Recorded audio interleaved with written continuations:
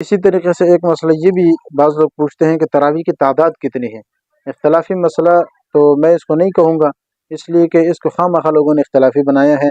تراویح کی تعداد 20 رکعت ہے، ٹھیک ہے، اس سے کم نہیں ہے۔ اس سے زیادہ تو امام مالک رحمہ اللہ کے ہاں منقول ہے، لیکن اس سے کم میں کوئی بھی قائل نہیں ہے۔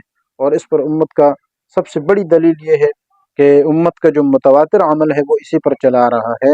قرآن و حدیث میں سب سے مضبوط دلیل وہ تواتر ہوتا ہے، ٹھیک ہے نا۔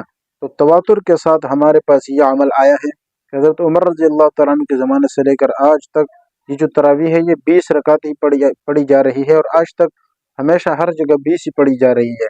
تو یہ ہے متواتر عمل، اور یہ متواتر ایسا مضبوط عمل ہے کہ دلیل ہے، متواتر ایسا مضبوط دلیل ہے کہ ہمارے پاس قرآن کے ثابت ہونے کے لیے بھی دلیل تواتر ہے۔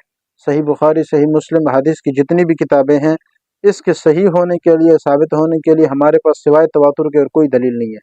تو جب تواتر اتنا مضبوط عمل ہے، صحیح ہے، اتنا مضبوط دلیل ہے تواتر، تو اسی طریقے سے جب اس دلیل سے جب تراویح کا 20 رکعت ہونا ثابت ہو جائے تو پھر میرے خیال سے ادھر ادھر جانے کی ضرورت ہی نہیں ہے، ٹھیک ہے نا۔ اس سب سے مضبوط دلیل ہمارے پاس یہ آ گئی ہے، تو اس لیے 20 رکعت تراویح پڑھنا یہ سنت مؤکدہ ہے، سنت ہے، اور اس سے کم پڑھنا یہ خلاف سنت ہے، ٹھیک ہے۔ باقی اس پر انشاءاللہ پھر کبھی اس پر دلائل ذکر کریں گے، اور جو اختلاف لوگوں نے بنایا ہے اس کو بھی انشاءاللہ واضح کریں گے۔ يرفع الله الذين آمنوا منكم والذين أوتوا العلم درجات والله